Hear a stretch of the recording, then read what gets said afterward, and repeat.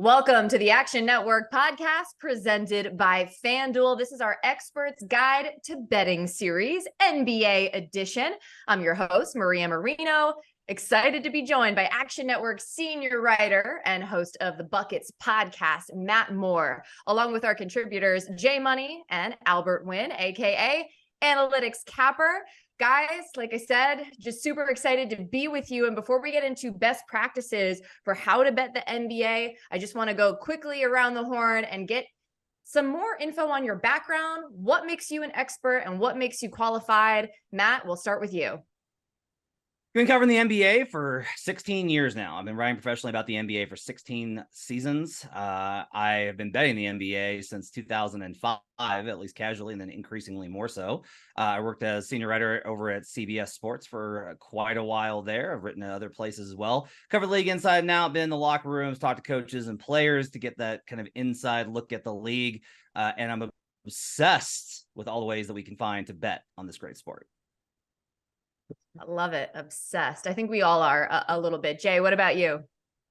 Yeah, I'm definitely obsessed with the NBA. It's basically all that runs through my mind. I've been basically thinking or betting about the NBA every day for the last 10 years. It's really the reason why I can't sleep most nights. So I'd like to call myself an NBA expert. Albert? Yeah, for me, I mean, we all started betting, I'm sure, when we were kids, like in middle school and high school. I bet, the Chicago Bulls are going to win the title or things like that. But I didn't really start getting serious, leveraging models and numbers until freshman year in college. So that was 2003. It's been a while now. I'm very old. So the great thing about this show, and sorry if I'm coming off on a tangent here, but like there's so many smart people within Action that I've learned so much. Like I've predominantly just focused on like money lines. I don't even do totals, but just learning from Matt and Jay and some of our other contributors, like I've learned so much, and I'm starting to integrate that into my portfolio bets. I second that. Look, I love the NBA and I've been, an avid watcher for a while, newer to the betting side specifically, but I've been inspired listening to folks like you. And I think a lot of fans out there of the NBA maybe are interested in betting, but just like haven't gotten into it. So what I want to know is, how can a regular listener out there or just a casual fan of the NBA actually become good at betting this sport? What do you think, Matt? I think it depends on what your level of commitment is, right? It's such an everyday sport, and we'll talk a little bit more about that later. But I do think that one thing you can do is decide if you're a situational bettor, if you're a numbers or analytics bettor, or if you're an injury bettor. And those are three different situations. So if a team is on a back-to-back and you want to try and find angles with that, that's baked into the market. But some teams perform better and some teams perform worse in those different types of situations. Some coaches approaches those things kind of differently, and motivation is another kind of key factor here. If it's a situational spot of motivation, versus if you're a number bettor, looking at the market, finding where the differences are between the different lines. Sometimes there will be discrepancies in the numbers that you can get, and you can find those in the Action Network app. You can build a model if you're into that sort of thing. I certainly did. It's been a huge help to me. It's changed a lot of how I bet. I focused on playing the number very specifically and then working from there backwards. And then also you can focus on injuries and try and beat the market in terms of breaking news and getting ahead of that. If you're a really responsive person that's got all these notifications turned on from various people, you can try and get ahead of the market that way. There's all these different types of ways that you can bet the NBA. And that's before we even talk about props and all the other different angles and derivatives that you can get into in the market. There's a lot of different ways, but I think figuring out how you want to attack the NBA is probably your first step. Well, Albert mentioned getting into a model and having that be sort of what he uses to bet. But Jay, for you, how did you sort of graduate from becoming like a casual to a more professional bettor? Well, personally, this is all with me, but I had to stop betting parlays. When I first started betting, I bet a lot of parlays. Obviously, risk a little to win a lot. Looks really good, but it's not good for long-term winning. So when you kind of turn to an expert, you're only betting you're betting straight up, which is just one game at a time. Basically, you're not really trying to string them together, trying to do a 4 or 5 team parlay. So what I had to do was kind of just focus in on betting. Even if it's 3 picks, you're going to split them up and bet them all equal amounts, whether it's 1 unit, half unit, whatever you'd like. But that would be some of my best advice, and find what works for you personally. Right. And Albert, for you, you said money lines are really what you focus on. So how did you sort of come to that conclusion? Yeah, money lines and spreads. Sorry, I'm in baseball mode, so I'm thinking just money lines. But like Matt and both Matt and Jay had really good, very, very good principles and points that you should live by. Matt mentioned there's different types of bettors. I call them narrative bettors versus numbers or analytics bettors. I would say the most successful ones are the ones that can leverage both, right? You have the ability to go back and forth, but also do both at the same time. I leverage a model or analytics initially just to get the just to have the direction, and then after that, then I'll look into the market, I'll look into the movement, I'll look into what other experts are saying, things like that. So I think if you can use a combination of everything, but I think the three of us can agree, if you view it as a chore or a job, then it's not something for you. But if it's more something you're passionate about, if you like the NBA and you want to make some money off the NBA, then it doesn't become work. It's just something that you do and you're passionate about it.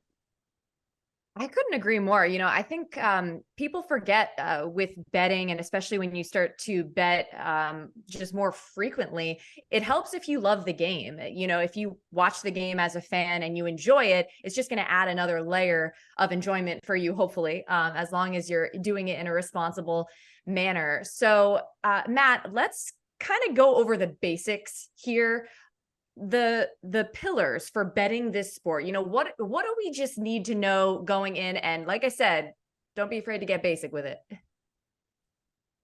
Okay, so I think starting out here, I think like the foundational stuff that you should know.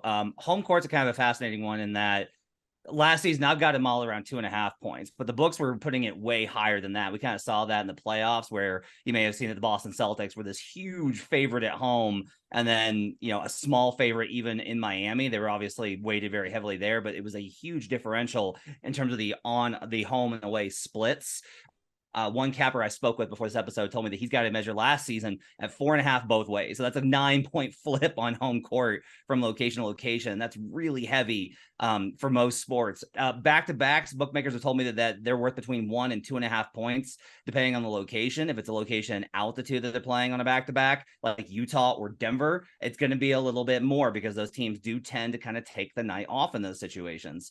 One of the big keys, I think, is as we're doing this in the offseason, but you should know, the regular season is entirely different sport from the playoffs. How you approach betting for the regular season should be based off of rhythms and injuries and how rested they are and how they're performing over the last significant span and those types of things. And playoffs are very much about matchups and about how they're able to play against that team, what the differentials are, how the market is viewing those teams based off of narratives and those types of elements. So you need to make sure that you kind of approach betting the regulars. I actually say that instead of saying oh, you need to think differently about the playoffs. No.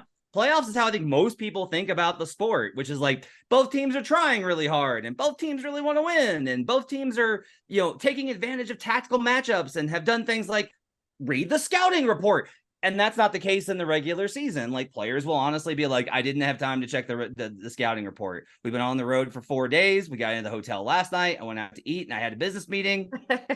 I played these guys before. I know how they play. And that's kind of how it goes. So you're really kind of looking in the regular season at a much more rhythm-based and, kind of less edged version from a team perspective. There are outliers in that, and we can talk about those later, but there are certain situations where they do take advantage of those. And if you're a situational bettor and you can find those edges by reading our content in the Action Network app, that's a good way for you to be able to find these spots where, oh, they really need to win this game, or, oh, they've been on this losing streak and they need to really break this. They've really focused on not letting losing streaks extend, etc. That I think is where there's something to really keep in mind on. This is not necessarily particular to NBA, but I do think it's worth mentioning that much like NFL, and I believe MLB is similar to this to a degree, there's a lot of value in the first 4 months of the season when both teams are fresher, they're not positioning themselves for draft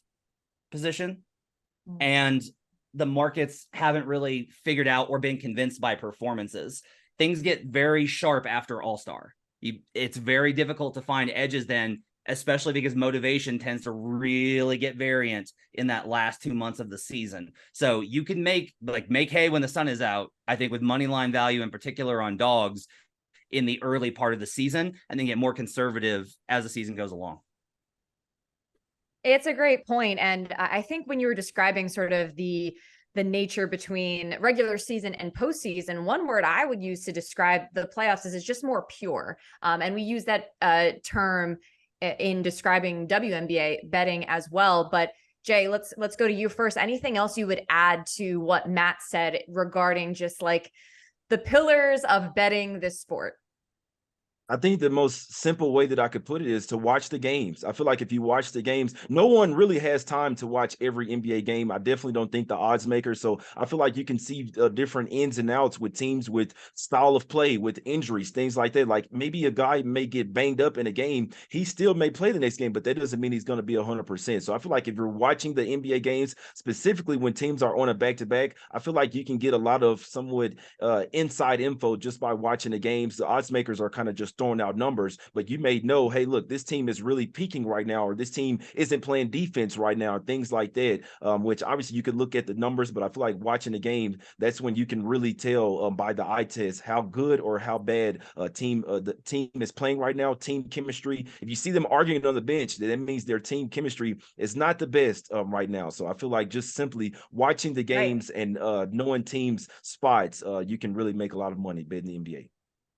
It might sound straightforward, but it's really important. I know I always feel way more confident in betting something if I've personally been watching and doing my own scout and sort of getting a feel for some of the intangible things that you might not pick up on in a box score, or, otherwise looking at numbers, listening to the, the post-game press conferences that, helps give some clue as well. Albert, how about you? Anything else that you would want to throw in there? Yeah, your question is name a pillar in NBA betting. I mean, for me, expect to be frustrated, especially in the NBA regular season, where it's a daily grind. Betting has changed so much since 2014, 2015. Load management is normal. So you might get amazing CLV. It means absolutely nothing. You might get a CLV against you, right? You might get negative movement. That may mean nothing. We've seen so many angles in the last 2-3 seasons where the star player is rolled out right before tip-off and that team plays better, right? For whatever the case may be, maybe the role players are more motivated, maybe the other team is less motivated because they think it's an easy win, things like that. But expect to be frustrated. I think that's my pillar, because the difference between an amateur or someone that casually bets versus someone that does it day to day is we don't let emotions or we don't let overreactions get to us. If it's a losing day, we move on and we try to win the next day. Fair enough. And speaking of frustration, which I think there's a little bit of that really with any sport that you're betting. But again, I think that's why it's important to enjoy the game that you're betting on. But sort of on the coattails of that, Matt, what are the unique challenges to the NBA? We've touched on a couple of them with load management, but anything else you want to highlight? I think that you need to be in the everyday flow of the news of the league, which is difficult. And it's not just the major, like so-and-so is talking about getting, or they may trade this guy, or this guy might want out, which is what dominates the headlines.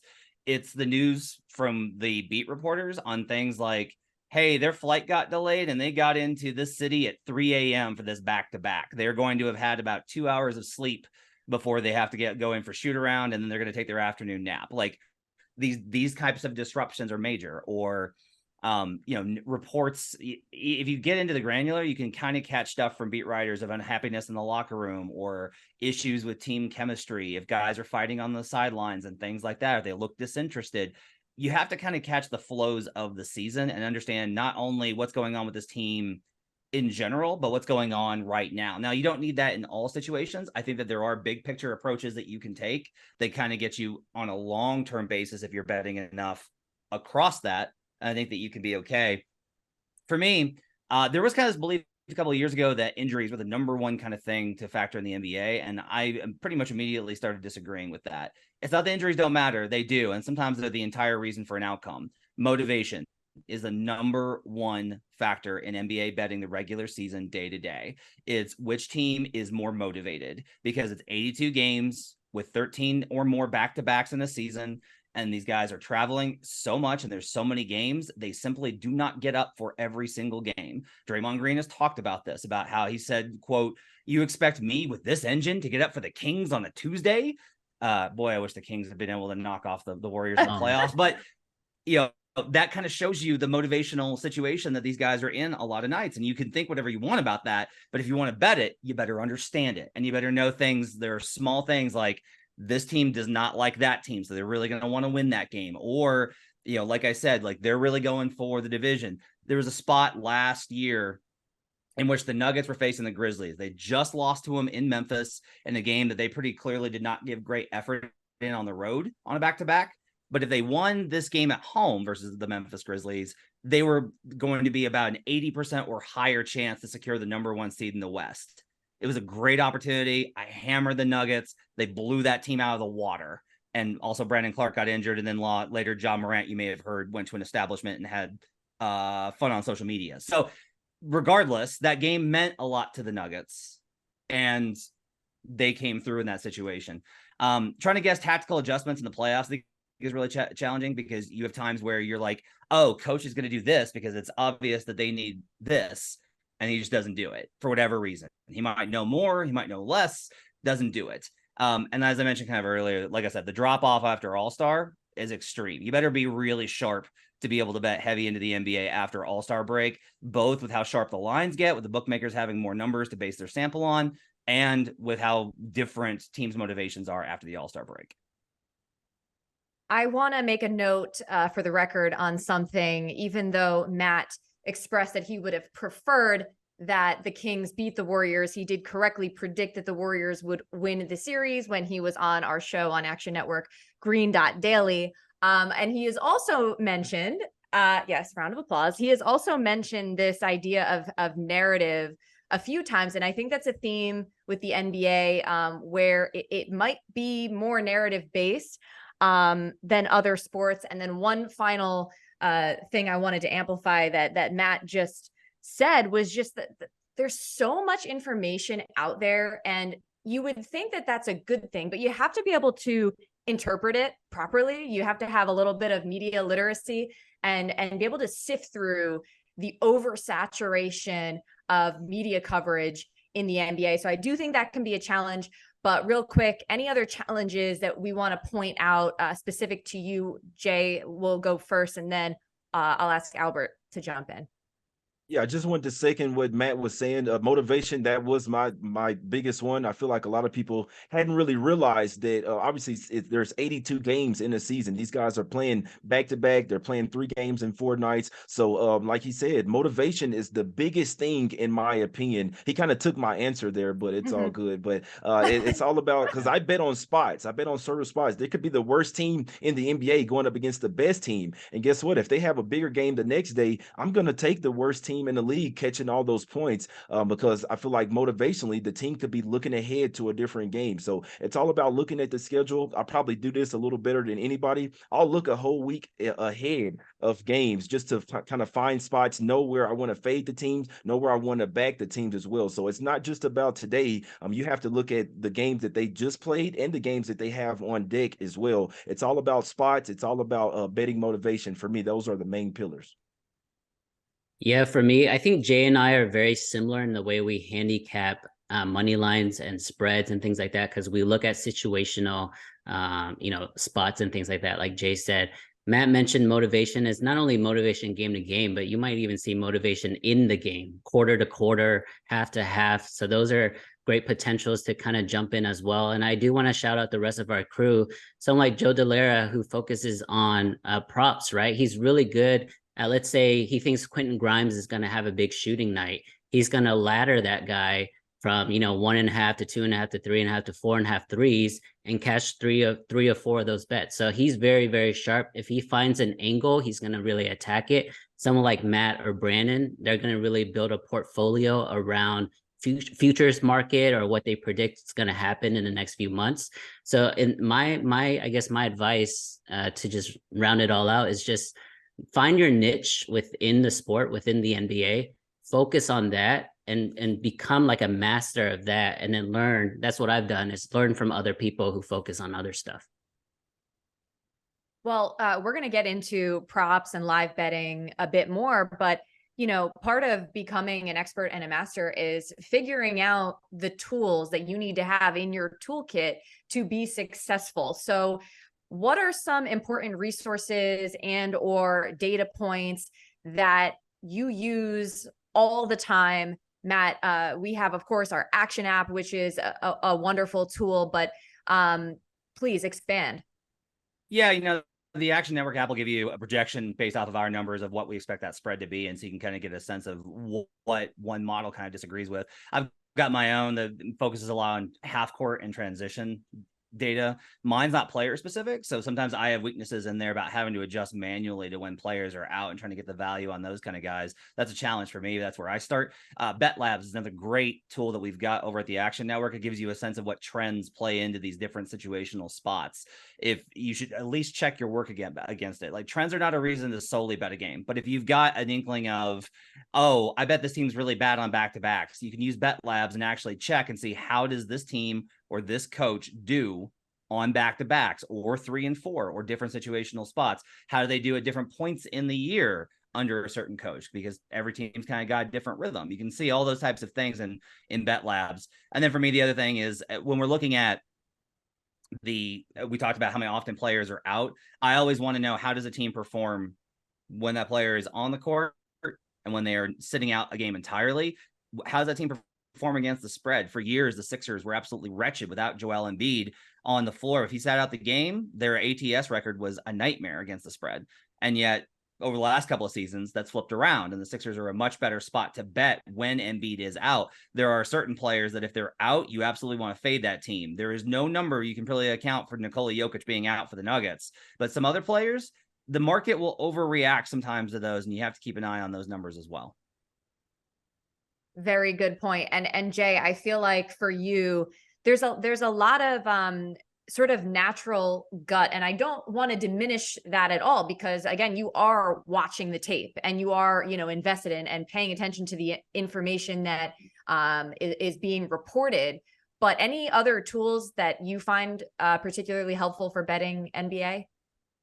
Well, first off, I use the Action Network app a lot for a ton of different things, but I really like the two main things that work for me. I like to look at trends. How do teams work in this particular spot? And I also like to look at rest advantage as well. Like, look, guys, we have a team that's here playing in their 5th game in 7 nights versus a team that's coming off 2 days rest. Like, what are we doing here? I mean, with these teams playing 82 games a season, playing almost every day, I feel like rest advantage is a huge thing. They actually did a study on this a few years back as well, just showing how well certain teams do when they're rested and when they're not rested. Basically, like sleepwalking zombies, right? So you look at those rest advantage. Look at teams that are playing on back-to-back 3 games in 4 nights. Sometimes it'll be put into the spread. It's going to be put into the spread, obviously, but I'd like to say, as a guy that watched the games, I think a lot of times it doesn't matter, in my opinion. So rest advantage is something that's worked out for me that I like to put into my tools. Yeah, you got to pay attention to that schedule and also the minutes, and how many miles these players are putting on their tires. Albert, anything else?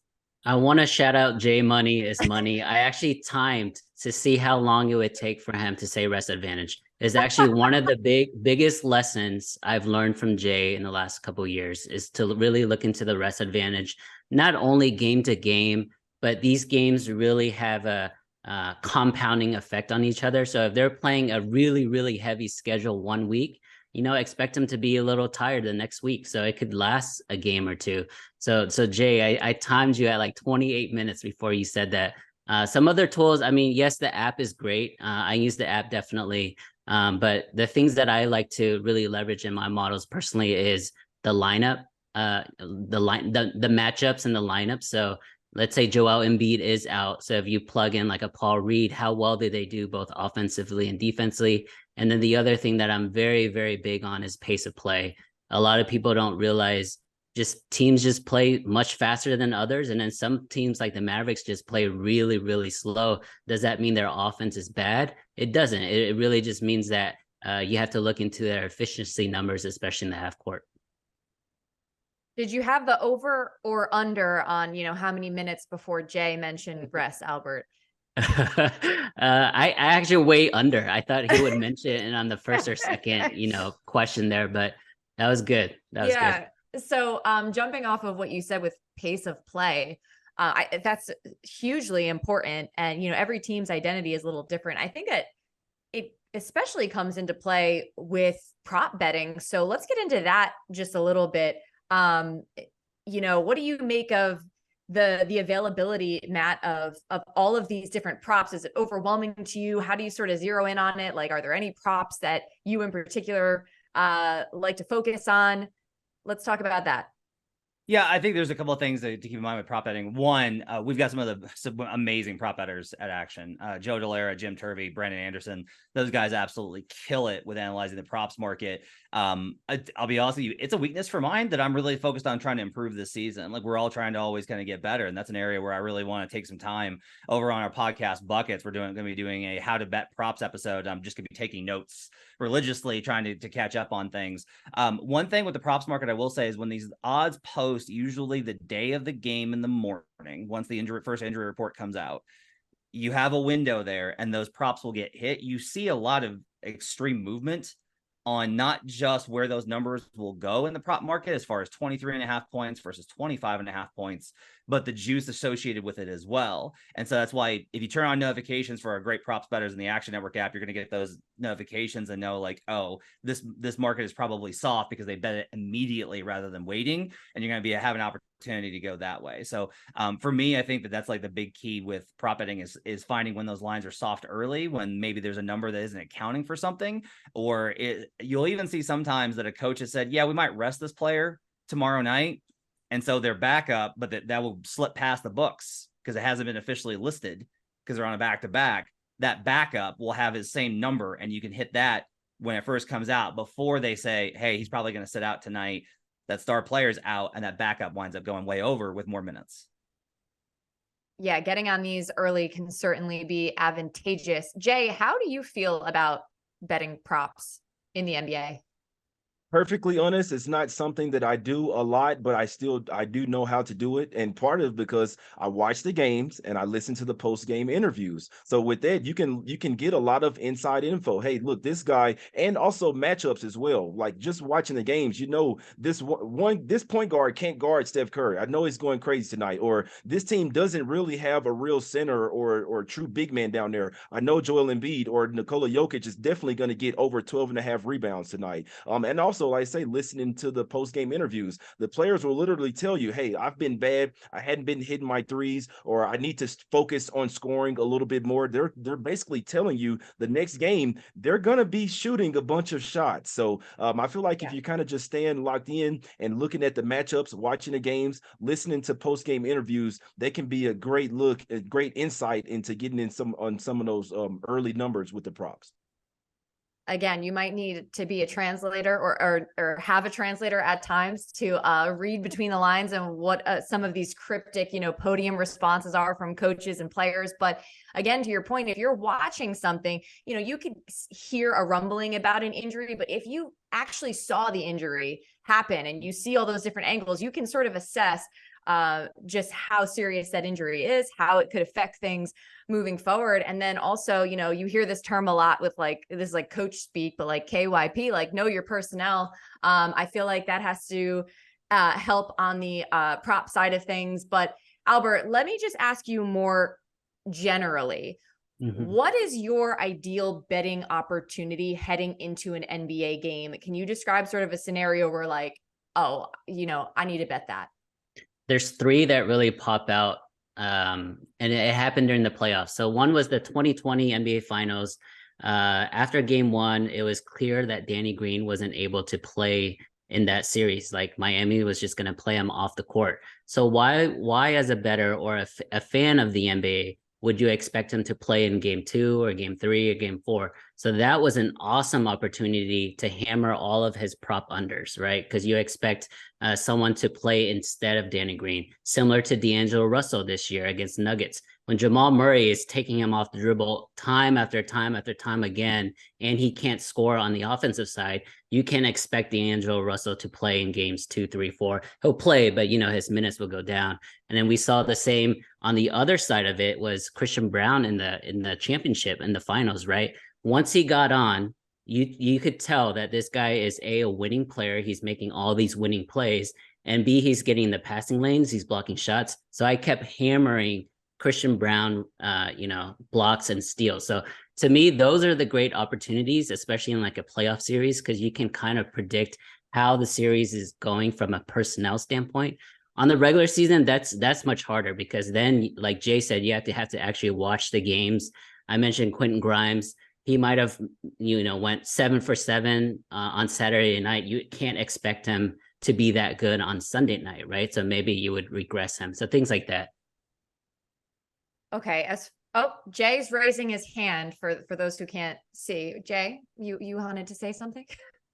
I really wanted to say this, that I'd like to call myself Revenge Game Jay. One thing I really figured out in the NBA is the revenge spots. When a team, especially when they got blown out by like 20 points, that next time those two teams play, you bet your ass they're going to remember getting blown out. So revenge spots in the NBA may not work as good in some of the other sports, which I still like the spot in any sport, but in NBA particular, when they're playing 4 times a year, I absolutely love revenge spots. You can look at the history of when the teams have last played. It can even be from the year before, like a playoff revenge angle. Oh my God, I've made so much money with this, guys. Just please, if you're listening to this pod, pay attention to the revenge spots. It can be from playoffs last year or an in-season. Revenge spots are something to pay attention to. I love it. I can't believe we made it this long without mentioning revenge spots. And again, I think this is one of those intangible things that you're not going to really pick up on just by looking at the stats and really not paying attention. And it's, I think, especially important in the NBA when players switch teams all the time. And that sort of brings me to Matt. Let me ask you about just the NBA offseason. And it's one of the most it's one of the busiest times in the NBA calendar is free agency. So do you have those things that affect how you're going to bet NBA teams from a future standpoint? Yeah. When then this kind of came up in our rundown, and my response to it was, quote, ha ha ha ha ha ha ha ha, because look, the NBA reshuffles the entire deck every offseason, right? Bradley Beal is a Phoenix Sun as we're recording this. All of these changes, Damian Lillard and James Harden are very likely to be on different teams as we're recording this. Like, it happens all the time. And that's before we get into those meaningful players that are the role guys that don't get as much quote unquote ink or pixels, so to speak, but they really do matter in terms of making teams better. And so you have to be able to track all these things. And it takes me that's the off season. That's what we do in the off season is we go through and go like, oh yeah, that guy signed with this team. Oh yeah, they traded that guy over here now, and trying to remember who plays for who. It's very much is a who he play for situation every year in the NBA for everybody, but you got to keep track of those things. The only other thing I would say is you need to understand how win totals are built, about the power rating that the books use to establish team strength, how those translate out to win totals, how those put into the numbers for the title, division, how all these markets are derivative off of how the books build those numbers, and how you can find edges against how the books have built those situations. And a lot of that does get into how you evaluate not only what moves made more of a difference than got covered, but also what moves may have been overestimated in the market. What moves have driven a lot of popular betting based off of an expectation of, oh, it's a big name move. Betting against that narrative, like we talked about, I think is part of going into your futures betting as well. Listen, you got to prep. I mean, I think if you don't, you end up being like me, where, October rolls around, because the NBA season starts in late October now. Weird. And you're like, oh, wait, so-and-so's in a different uniform. Like, it takes a minute to sort of process, not to use a Joel Embiid reference, but to process, who's playing for who. Albert, do you find that super challenging? Matt talked about the first 3-4 months of this season. How do you approach that? Yeah, I mean, player movement is a big thing because then that may dovetail into what Jay was saying in terms of revenge spots. Maybe Gabe Vincent, when he goes back to Miami, he's going to have an amazing game against Lillard, right? Or Here, something like that. But here. yeah, that's a Sets big me. loss, by the way. It's a big Go on. loss. With that said, I mean, I still take it very, very day to day, especially when it's in season, in the grind. Yes, I'll look ahead in the schedule, like what Jay's doing in terms of finding spots in terms of rest advantages or disadvantages, right? There's always two sides to everything. But once the season starts, you kind of have an idea through, your research. And again, this is a betting pod, right? So when you look at, let's say you go to FanDuel or DraftKings and you go to the NBA page and you see all the different win totals or you see all the different spreads. The more you do it, the more you kind of already have the story in front of you. So now you're just trying to find the edges or the soft spots of those stories. Because if the worst team, let's say, no offense to San Antonio, and if they're traveling to Phoenix, right? But they're only getting 2.5 points, 3.5 points, something really weird like that. Why are the Suns only 2-point favorites at home against the worst team, like Jay said? Those are things that you want to investigate and really research into. So the more you look at it, I think the best way to learn is through experience and always asking questions. But yes, definitely keep a foot on player movement, potential movement, things like that. Because if Bradley Beal thinks he's going to get traded in 2 weeks, he might not care for the next 2 weeks of games, right? So look into that as well. Identifying those shady looking lines, I feel like, is half the battle with NBA betting. And look, we're going to wrap this up here shortly, but a couple more things I did want to just touch on. Live betting, the NBA, and we sort of started to touch on this just in terms of pace of play and personnel and all of that. Which one of you wants to talk about live betting? Do any of you have a strong up? Jay raised his hand. Jay?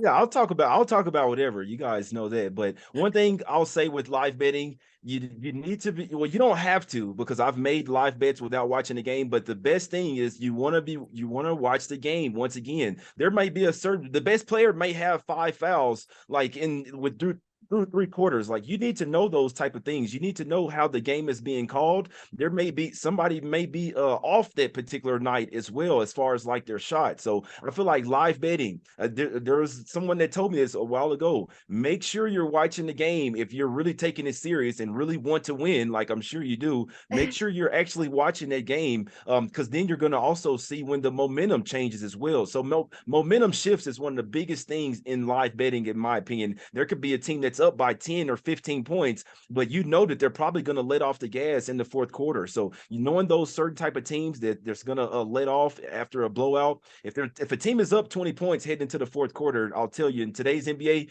you probably want to take the points. Like, they're going to let off the gas, put the bench players in, not take the game as seriously, whereas the other team, they're going to try their best to come back, and they just might come back and win. So those would be my tips for live betting.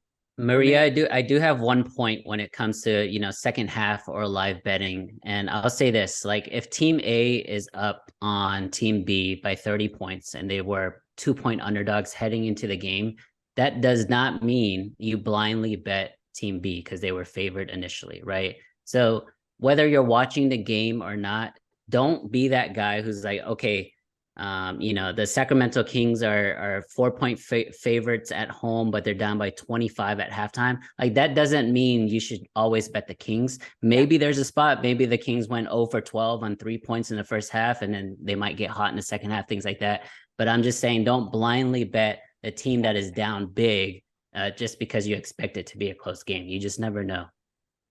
Don't be that guy or gal. Matt is raising his hand, but I just wanted to say before I get to you, Matt, is like, off of what Jay said and Albert, like, basketball is a game of runs. It's the cliche phrase, but you have to be aware of that. And also, what I think is great about the NBA for live betting is you have media timeouts, and you have all these opportunities where, okay, halfway through the first is gonna be a timeout, and et cetera, and halftime, and you actually have a moment to sort of analyze and make a decision and do a live bet. Now, Matt, did I just steal your thunder? No, I think that's a great point, though, in terms of knowing when to wait for these, especially with the delay on the broadcast, knowing that you're behind the feed that the books are getting and being aware of that and playing for those timeouts. I think is a really smart thing to say.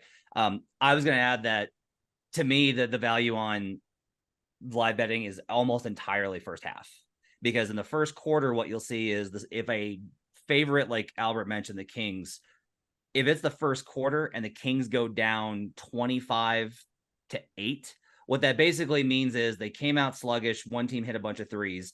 That's a situation that's probably like, that's going to even out. Like how many I see so often that by halftime, the Kings are either right back in it or leading.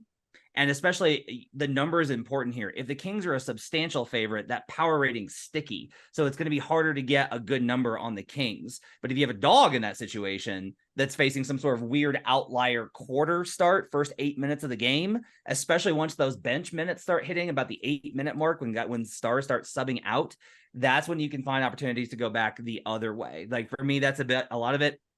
And then also, if the dog is leading halfway through that second quarter, there have been studies done that have shown that it's actually better to bet that dog as a favorite at that point once the line inverts in the second quarter and on, rather than playing back against that favorite. So if you're going to live bet, you watch the game, understand what the number was before, compare that to the current market, and time it right. Like that's the three, I think, key betting for live betting in the NBA. The big three of live betting. I love it. All right. We are going to be done here in just a moment, but we are going to end on this. And the question is, what is the ultimate thrill betting an NBA game? So this could be an experience that you've had, or maybe one that you're dreaming of having. Jay, why don't we start with you? Ultimate thrill betting on the NBA. The ultimate thrill for me, this is actually an experience that I had. It was the Toronto Raptors. They were up by 20 points versus Chicago Bulls. In this most previous season, it was the play-in tournament as well. So the ultimate thrill to me is a team being down 20 plus points and coming back to win, which we see a lot more often these days. It never used to happen, but now in the past few years, it happens all the time. Teams letting their foot off the gas. That's the ultimate thrill for me, basically thinking the game is over and then they chip away, come all the way back to win. I almost ran up a mountain that day, man. I was ecstatic over that. So I think that's the hugest thrill for me. Albert? Throw is tough, Maria, because as bettors, I think we remember our losses more than our wins. I could say that 100% with confidence, that I remember every heartbreaking, bone-crushing loss. But there is one win that really sticks out, and it's the New York Knicks. They were traveling. They were playing the Portland Trail Blazers. I was on the over in that game. I think it was maybe 2 seasons ago, maybe 3. But they scored 24 points in the last minute and a half for me to hit the over by the hook. And I remember Jay's it laughing because, so hard right now. Yeah, I remember it because Emmanuel Quickley, the game was already done, like basically done. Emmanuel Quickley took the ball and went coast to coast for the dunk as time expired. And I was like, wait, what? That really happened? They're down by 20 and he goes for this dunk. And yeah, that's a big thrill that I can remember today. Unreal. Matt, what do you got? Mine's not a game. It's futures. We love the futures market over at Buckets, and we talk about this all the time. Jay warned you on parlays in terms of game by game, and I think he's probably accurate and right on in that assessment. The awards market is a great one to set up parlays in. You can absolutely, if you bet throughout the season and you find positions and you build a portfolio and you take things like Jokic and Jaren Jackson, and Jokic and Jaren Jackson and Paolo Banchero when those numbers are longer. And then Embiid starts to take the lead for MVP, and you come back with Embiid and Jaren Jackson, and you bet it as the season goes along. The payoff is absolutely terrific. It's a huge advantage that I think I found in the market to be able to cover it, month by month, week by week, seeing how these awards go, reacting to straw polls, understanding how these awards are voted on. To me, like having those parlays paid off at big numbers, which is the product of following the league throughout the entire 82 game schedule, that to me is the best thrill. I just feel like when it builds like that over time, if you actually do get it right, there's such a payoff at the end, which is amazing. I have to say, I agree with Jay in terms of like what makes watching a basketball game thrilling in general, right? When it's just like a crazy comeback in the second half and some of the unexpected stuff. So I absolutely love that. I love talking ball with you guys. This has been a blast. Once again, this is our Experts Guide to Betting Series NBA edition. For Matt Moore, Albert Wynn, and Jay Money, I'm Maria Marino. Thanks so much for listening. Make sure you get more buckets on our podcast, buckets in both NBA and WNBA season. Also, be on the lookout for our other expert guides to sports betting, with episodes being released throughout the summer right here on the Action Network podcast presented by FanDuel.